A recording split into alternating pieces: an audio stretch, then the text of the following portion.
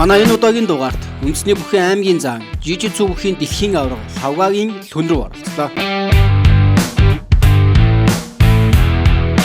Спортод хэн таныг хөтлсөн бэ? Манай ээж хичээхэн хүүхэд аймгийн арлан таадаа хүүхэд байдаг. Тэр хүнийг би хүүхэд байхдаа хараад за тэр хүн шиг бүх болно гэж бүхийдээ хүүхэд байхасаа хичээл.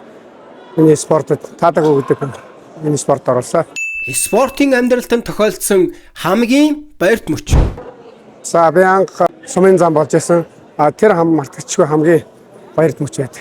Гэр бүлийнхэн нь бидэнд цаг гарга спортоо болоо гэвэл яаж хүлээж авах вэ? За аль болох эргээр хүлээж авна. Гэр бүлийнхэндээ спортоор хичээлснээр одоо ийм үр дүнтэй байдаг.